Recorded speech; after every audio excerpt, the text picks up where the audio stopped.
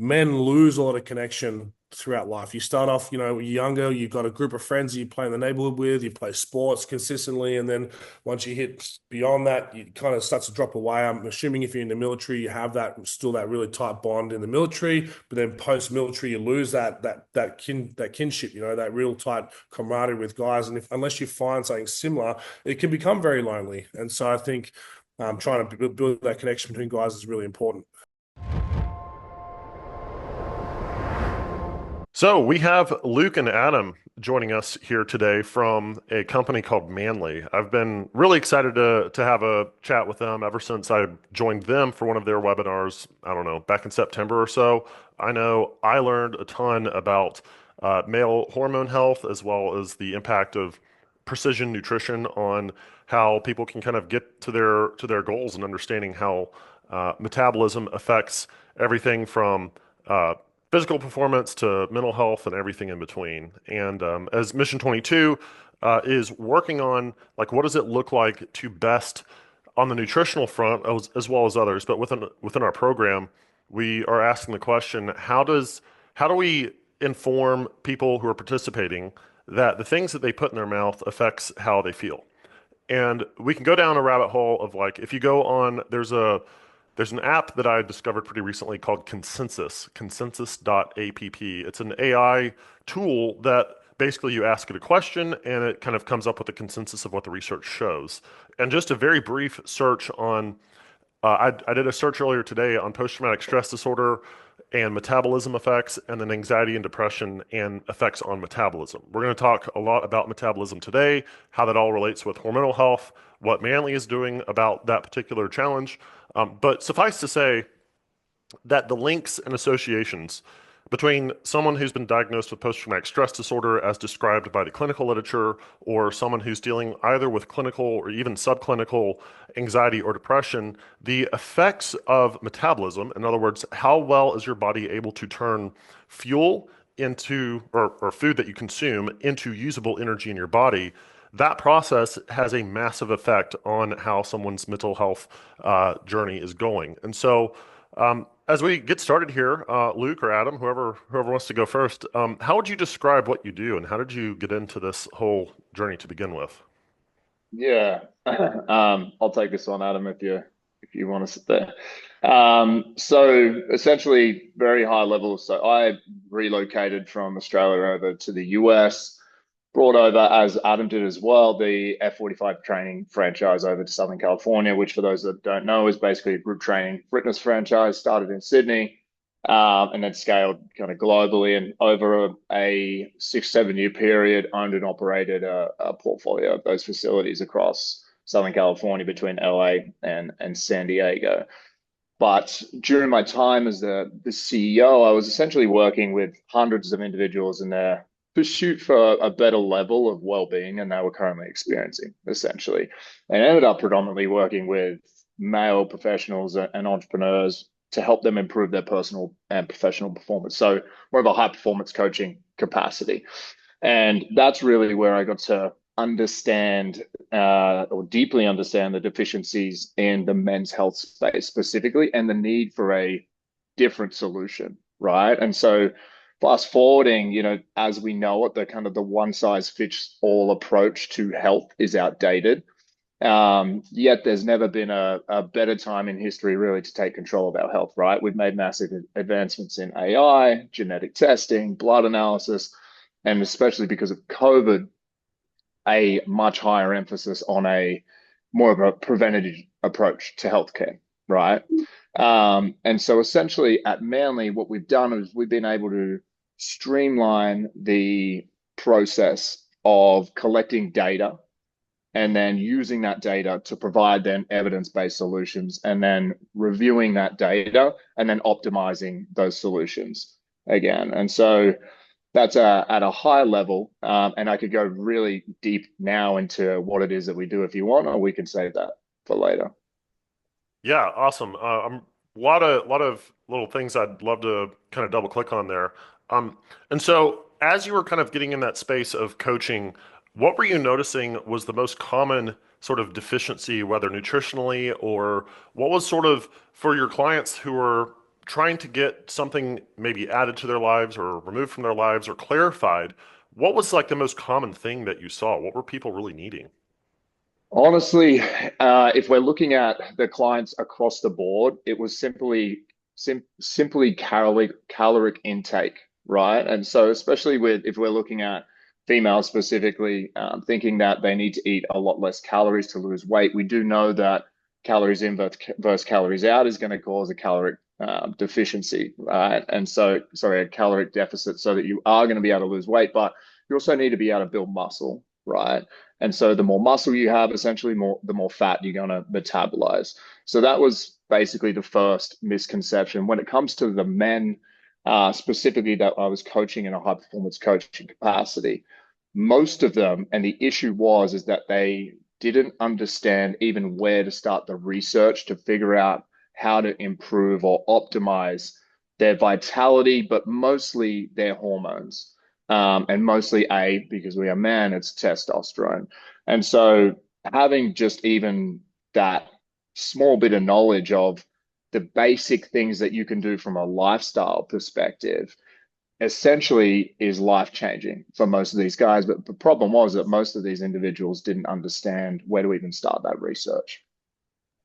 Yeah. And, so I was really turned on to, I don't know if crisis is the right word, but it's probably not far from it, of male testosterone health and how that has affected a massive number of health metrics and subjective sense of well-being. There's a book I read maybe 2 years ago called Countdown by Dr. Shauna Swan, which you might be familiar with, where essentially her research has shown that men's testosterone levels has gone down 1% consistently every year for the last 40 years. And there were some mind-blowing statistics within that book that basically it was something like the average, this isn't exact, you can go read it for yourself, but like the average 25-year-old man has the testosterone level of his grandfather at age 70. And Yeah.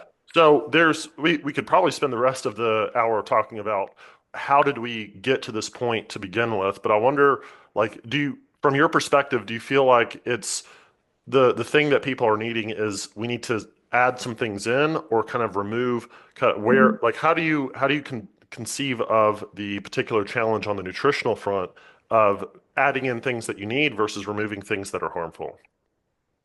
Yeah, I mean, overall, the stats for male health on a global scale have been declining rapidly for years. You are correct. There's different studies out there, whether it's 50 years, 30 years, or 40 years, but on average, at least for the last 3 to 5 decades, male the testosterone has been declining by 1% a year, right? And that's essentially resulting in more men struggling than ever with low energy, low libido, low drive, and poor recovery, as well as metabolic disease, which is obviously what we're going to get into now. So 40% of men in the US are overweight or obese, and nearly 1 in 3 have either pre-diabetes or are diabetic at that point in time. So it's a matter of balancing both, adding in and essentially removing. And the reason being on these statistics is purely because of poor nutrition, industrialized foods, sedentary lifestyles, weak training habits, right? And then chronic stress and burnout culture. But the most prominent one, and the one that everyone here or everyone that's going to be listening to this, in my opinion, has most control over is the lack of ownership and lack of accountability in that sense. And so when you stack all those together, then you're going to have these really, really poor statistics, and the decline is going to continue in that sense. Yeah. Yeah. One thing that I was very intrigued by when I first learned about Manly was the way in which you're really putting the decision-making power back into the hands of the individual, where it's kind of bridging that gap between, well, I'm just going to completely defer to the doctor who has 10 minutes to see me and then prescribe this and that thing, and then go on my way and just kind of completely outsource that because he or she knows better than me. But then maybe there's somewhere like there's that extreme, and then there's the other extreme of like, well, I'm gonna go to ChatGPT and listen to some podcasts, and then like go and get some oil of oregano and wipe some essential oils on my nose because that's what I heard was good for me. And so maybe the middle ground is kind of what y'all are up to. And just as a side note here, we're going to be talking a lot about the effect of nutrition on hormonal health, specifically for men. It will be a good, I think, overview of the importance of understanding how hormones work in the body. And for the listeners, if you want to do a little bit more of your own research on the Mission 22 Institute, as well as on the Mission 22 YouTube page, we have several videos already that were filmed locally. They're like 4 to 7 minutes long. There's a series that goes through insulin and cortisol and leptin and a couple of other hormones. So if you hear those words and you're like, I'm not really sure what that is and I want to learn more, we have those resources available as well. So Luke and Adam, I want to just tee you up now.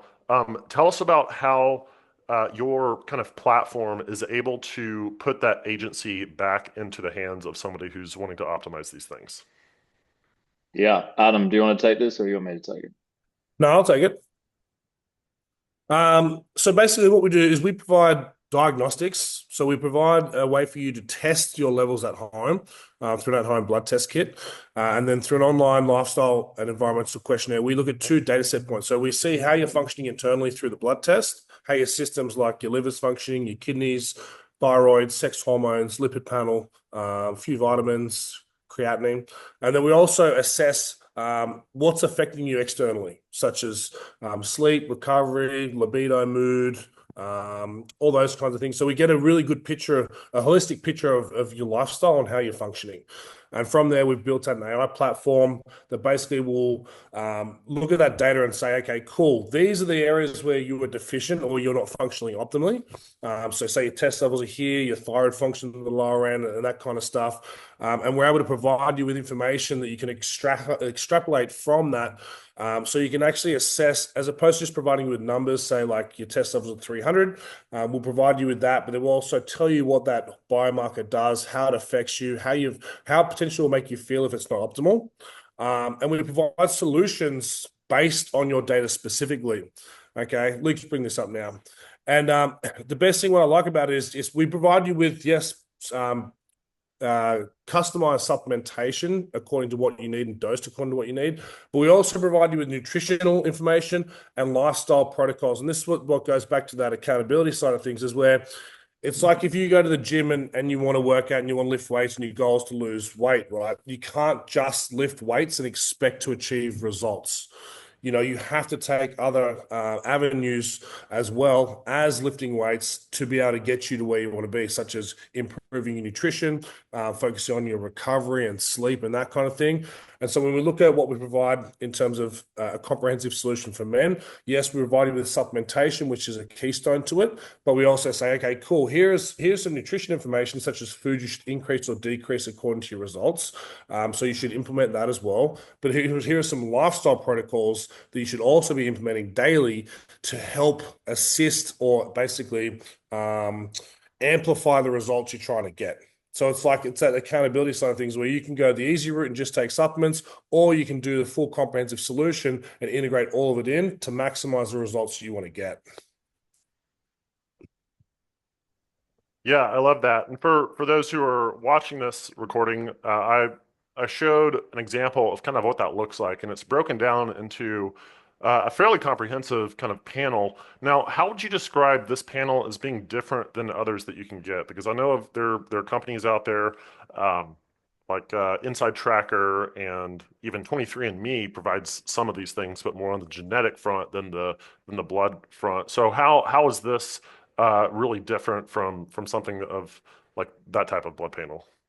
Yeah, I'll take this on, Adam. So what we wanted to do essentially is when we built this model, we wanted to remove the friction points for any consumer that's coming in and wants to get a broad enough range of blood work done, but without having to have the constraint of going and getting a consultation and going and get a blood draw, essentially, which is the telehealth model is a great business model and it disrupted the health landscape. But the problem is that for the most part, that at every touch point, the client or the customer is getting stuck in a wait list, right? And so more often than not, I speak to people that are getting their bloods done, and then they have to wait up to 90 days, sometimes more, to actually see the practitioner and then get that blood work reviewed. At that point in time, that blood work is now negligible, right? Essentially. So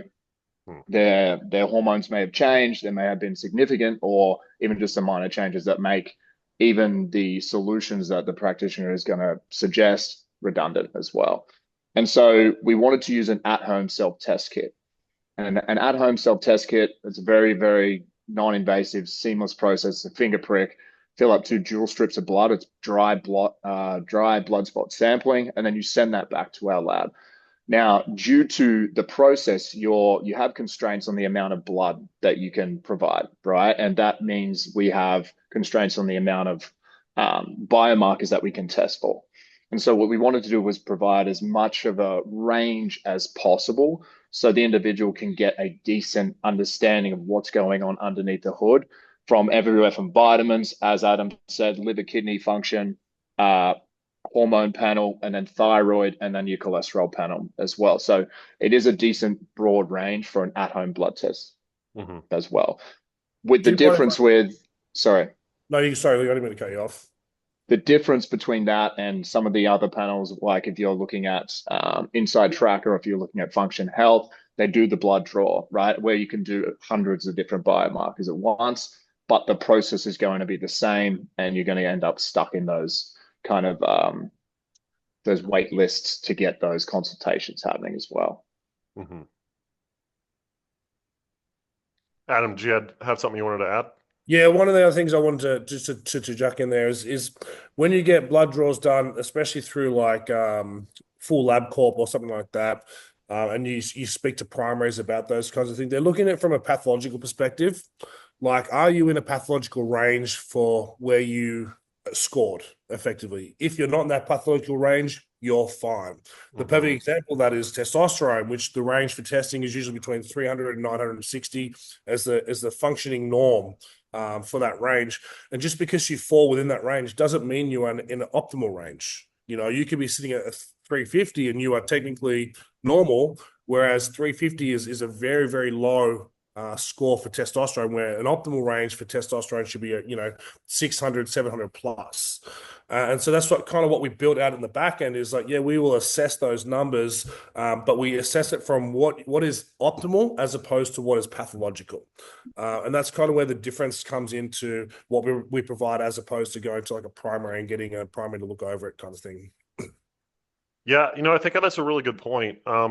Let's see, Kendra is on the call. She's one of our coaches, and I know like we've had previous conversations in some of our coaching chats where there is a pretty significant distinction where when you go to your primary care, they are just screening for just the basic things.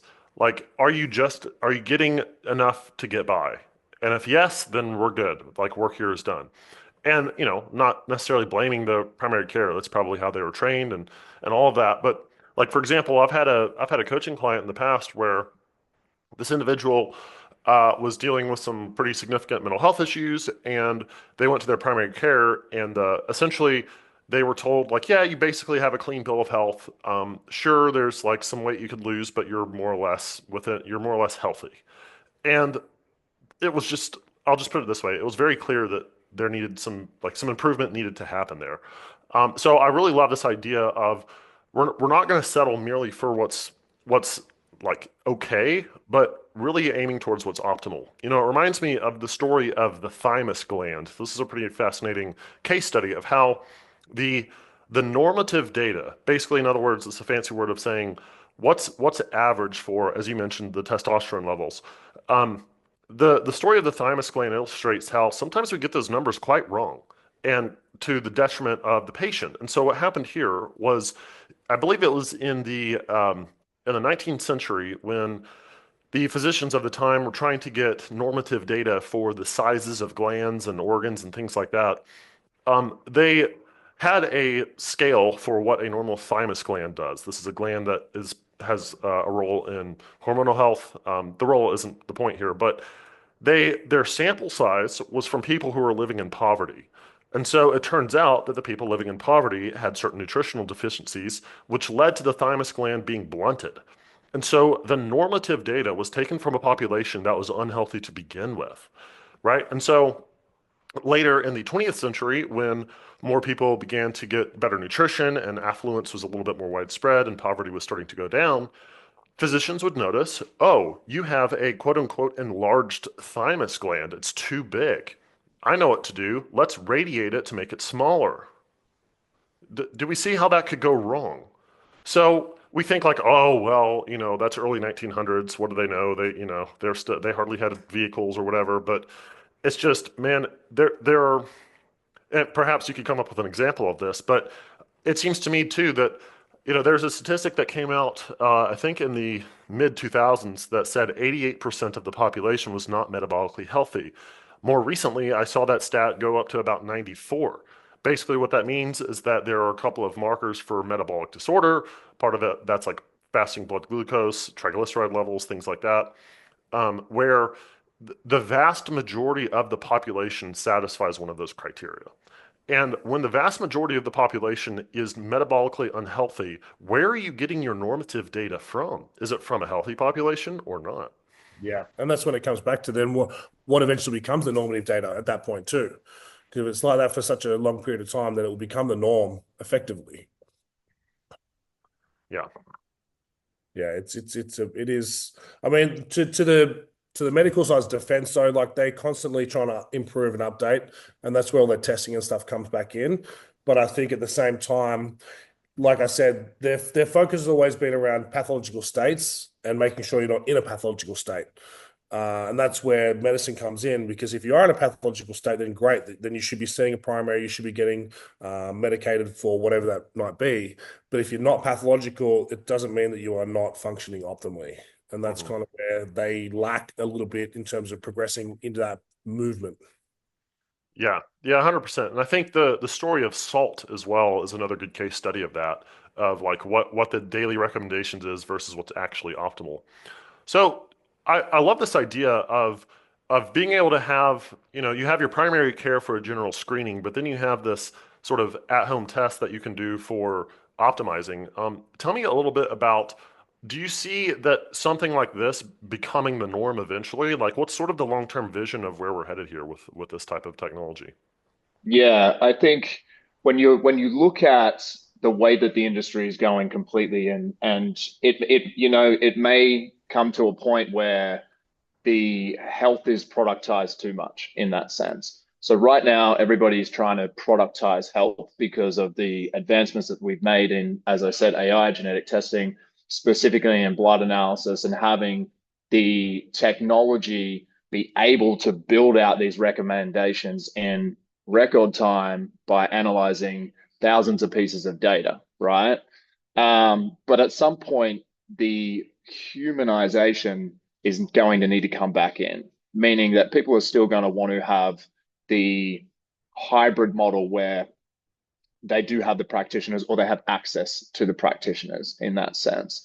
And so being able to streamline it as much as possible, make the process available to as many people as possible without trying to block out too much time out of their schedules to be able to get this kind of product or service. And what we've seen with men, and specifically why there's issues in the men's health industry specifically, is because of just the behavior that men tend to follow. And that is that they don't tend to go to the doctor until something's wrong. They don't tend to get blood work or anything really preventative until there is an issue.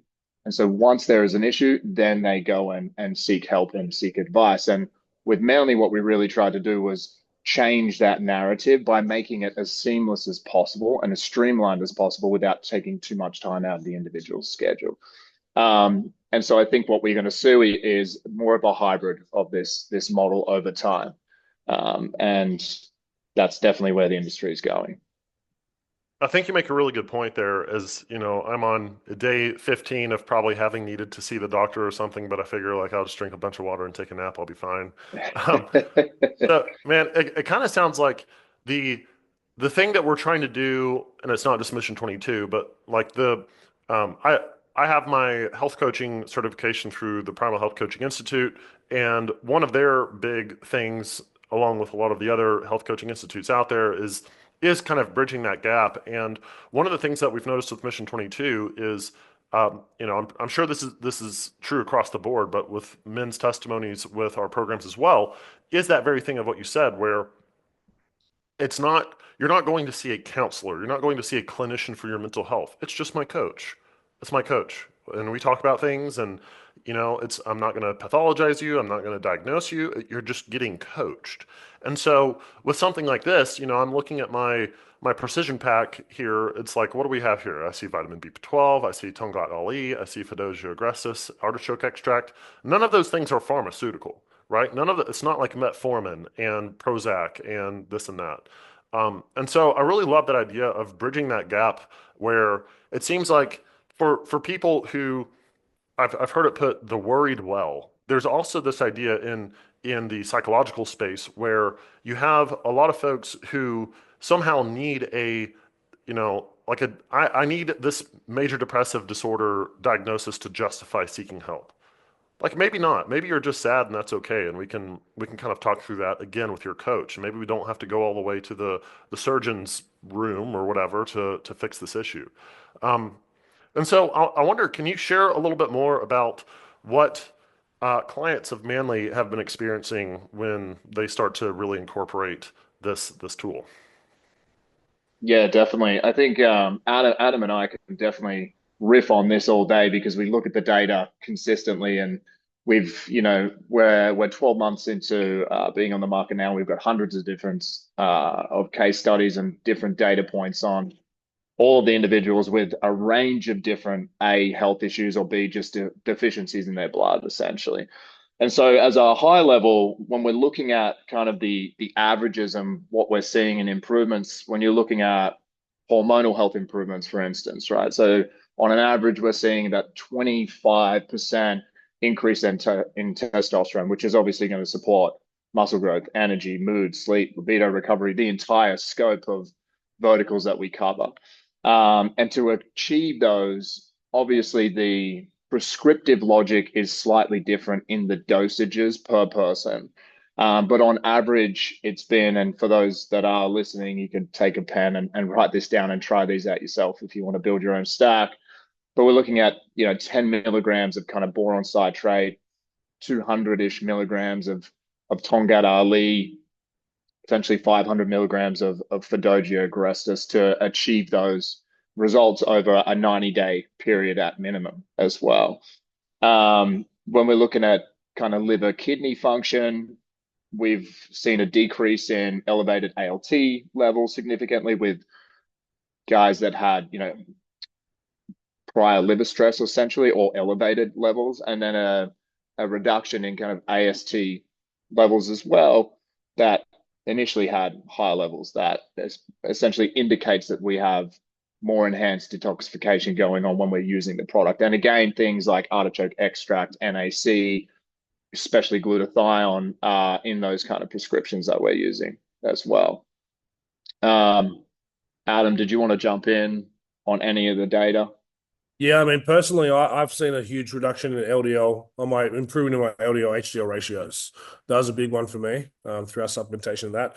I mean, anecdotally, from reports from our users, I actually have a very funny one, which is from one of our guys, and he basically said that his libido increased so significantly that his girlfriend started getting annoyed with him. Which I found quite amusing. But other than that, we usually get like reports of improved sleep quality. Not so much quantity, but definitely quality. Decreased brain fog and improved mental clarity throughout the day is all as another big one that we get a lot of as well. So they're probably our biggest reports we get back from people who've been on the product for about 3 or 4 months.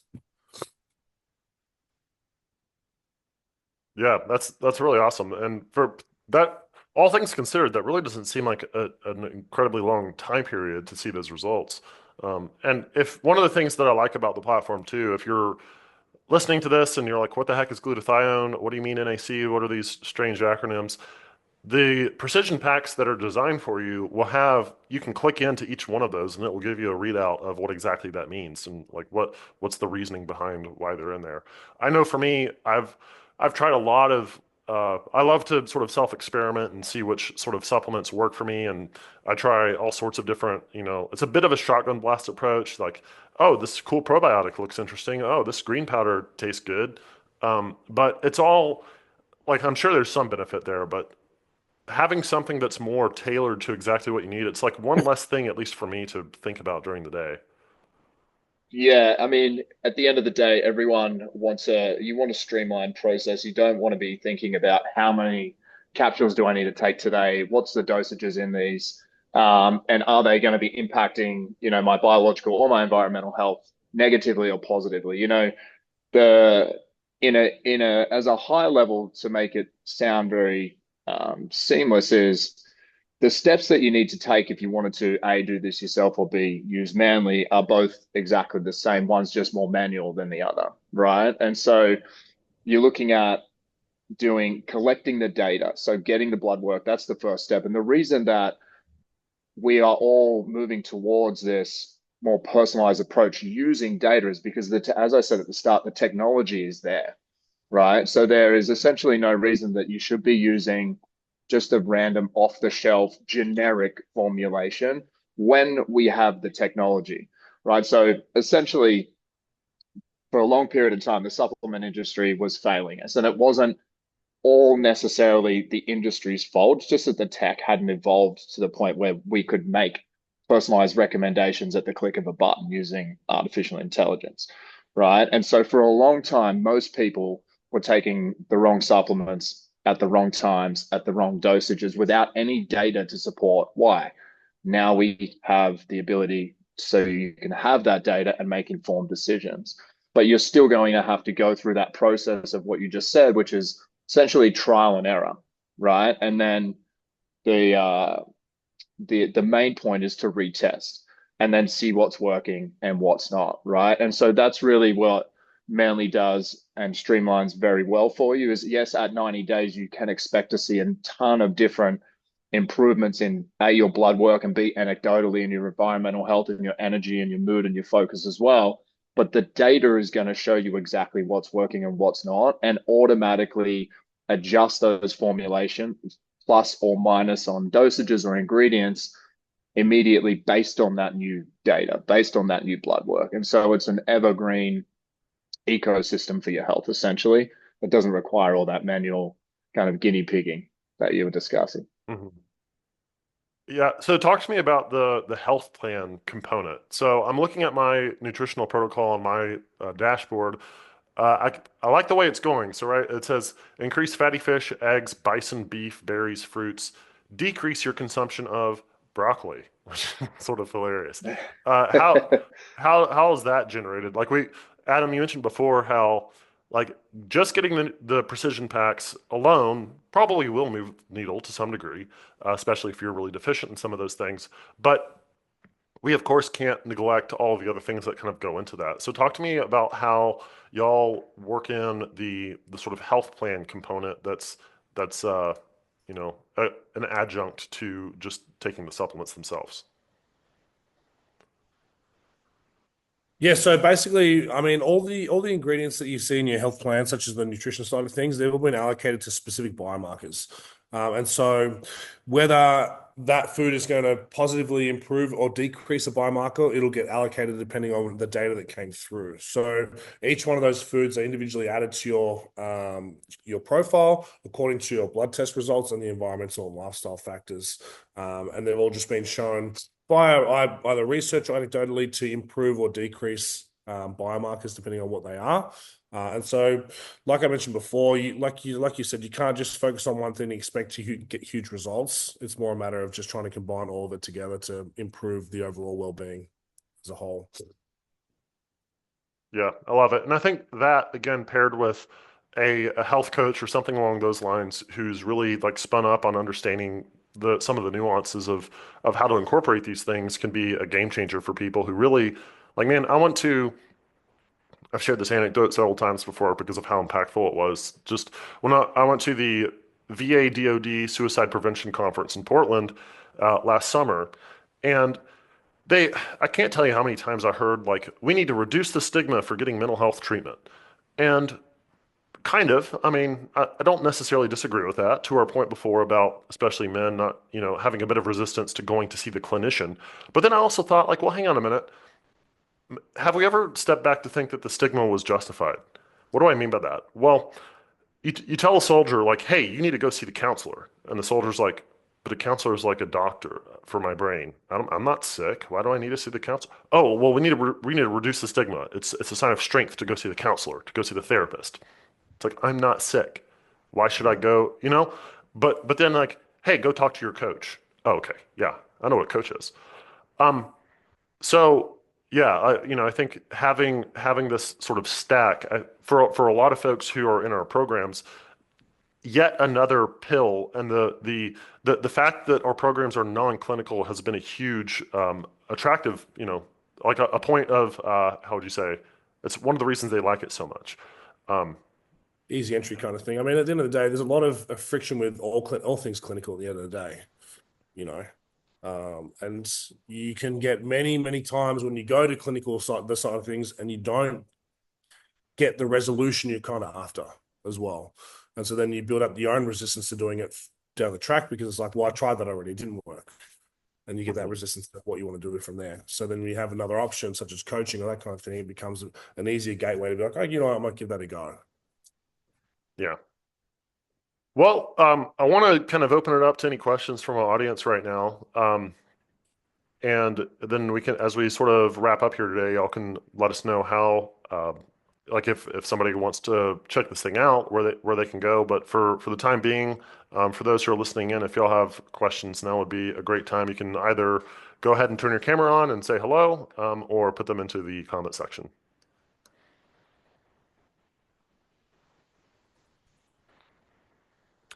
Yeah, Chris commented the direct order to seek clinical care could result in the negative outcomes. For example, taken out of the fight, both temporarily or permanently. A peer coach, in many cases, is a better outcome. Chris is actually with me at that conference, so it's kind of fun that he's here. I wonder, could y'all speak a little bit to the athletic program that y'all have? I first learned about Manly through High Rocks. Some of the folks might know what that is. How's that going? It's going really well. I think what you touched on just before, I was actually going to interject and jump in on that. Then is I think one of the things missing for men, especially men who are struggling, is the ability to connect with other men. It's not always the best result to go speak to someone one on one, but when you're in a group of people who are similar minded, going through similar things, it's a lot easier to open up and feel more comfortable to talk about things that you're going through. Um, and we are trying to build something like that at Manly. We're trying to build basically like a community of like-minded guys who like doing challenging things. They see the benefits of trying to optimize themselves and trying to better themselves on a daily.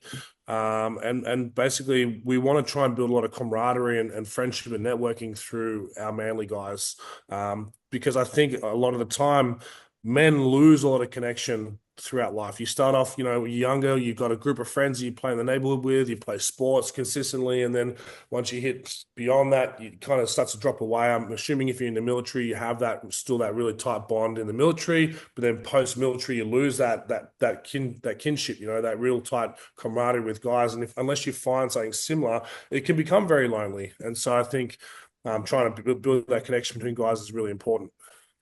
Yeah, one of the Very well things said. for sure. One of the things that I noticed whenever, like more often than not, when I find myself in the Red Bull shoot right before High Rocks and they've got the music and everything going, part of me, yes, like I want to win, but there's always a faster guy. There's always going to be a faster guy. But it's really fun to like you see these dudes who you've never seen before and instantly have a connection. And I've seen a bunch of guys at the High Rocks events with the Manly shirts on and everything, and it's so there's a certain I don't know how to describe it, but like in the military, you can go to a bunch of different uh, posts, a bunch of different bases, and every time you go somewhere, it's the same culture, and you know how to fit in pretty quickly. And the Mm. civilian world really doesn't have that a whole lot, except it does. Like that is what I noticed at High Rocks events, CrossFit gyms, kind of the same way. But you get there, and it's like I'm with this band of brothers right now in the starting shoot, and we're about to go to war. Damn it! Like that's kind of a cool sensation, and it's all kind of play, but like we need people to play with, and so I love the fact that you combine Like it's not just, hey, take these precision packs and get better. It's like, hey, I'll see you on the battlefield, brother. Like, let's go. Yeah, and look, we've been really intentional about that as well, and you hit it on the head. It's culture, right? And it's about surrounding yourself with a support network where the people are there to also grow, connect, and collaborate. And we've just been very, very fortunate that we've been able to do that through such a massively growing and really unique ecosystem that is obviously Hyrox as well, where you get a lot of people from all walks coming to show up and essentially, as you said, right, go to war. But what that does is that just even tightens those kind of those even those relationships when they're very, very new, right? And it's like when you do hard things together, that's what really solidifies friendship, and that's what really solidifies kinship, and it enables you to kind of be more vulnerable immediately in front of other individuals as well. And that's why, as I said, at Manly, we've just been really intentional with doing that. And the more guys that we have at these events, the more connection that they get as well. And then through all of the other channels, and through the challenges that we do, and through the WhatsApp group, and the weekly calls, and the in-person experiences, the design is to just continue to build and strengthen those relationships, which overall is environmental health 101, right? Yeah, yeah, I love that. Chris, I'm just remembering too that he was there supporting Hyrox Vegas, so he's kind of seen what these events are about. Yeah, definitely. And it's just, it ties into that whole embrace the suck type culture. I notice it. Marcus and I, Marcus is a coach of mine, and we go back and forth about, like, I'm big into cycling, and like you get into these highly competitive events, and like it's that shared experience when you're going through something. Like, I agree with Yep. you, the bonding. It's like, and you can find it in other environments. It's very hard for men to connect outside of work these days. The military is a great because it's forced connection and culture, and we do see this a lot in military transition. It's like we talk about this finding your tribe again. And usually, like, we want to continue to do difficult things. It's like we don't want to sit back and get comfortable, because comfort Mm. breeds complacency. And the more difficult things that you go out to achieve create stronger bonds because you have that shared experience. And I like what you gentlemen are building there. Is we need more of that, and maybe it will help out. And it ties into Mission 22's mission set with the culture. Is this is where their R&R program comes together, is because we're starting to connect and form this bond and do difficult tasks together. So the more that we can do this in this, I would say, disconnected digital society, as AI kind of forces us away from speaking to each other and engaging in person, how do we come back to where we actually facilitate this in-person connection, to where, like, we are getting back to our tribal roots and our bonds and doing difficult human things together that digital tools cannot supplement. Yeah. Yeah. 100%. Exactly. Exactly.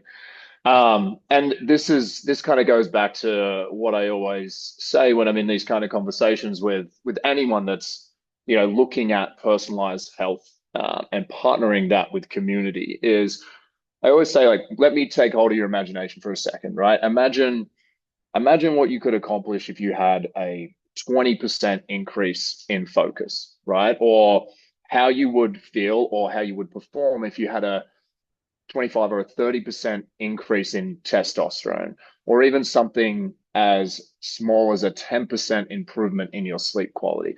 And for most people, that would be life changing. For everyone on this call right now, that would essentially be life changing, right? But then also pair that with joining a community and being a part of a community of like minded powerhouse individuals who are there to, as I said before, grow, support, connect, and collaborate, right? And so all of a sudden you have all these different facets of your life which are not only getting improved from a biological standpoint, but also from an environmental health standpoint as well. And it's the entire process is completely life changing, and we have, essentially we are going to find the data to prove that as well, which is really exciting for us being a very early stage kind of company on the market.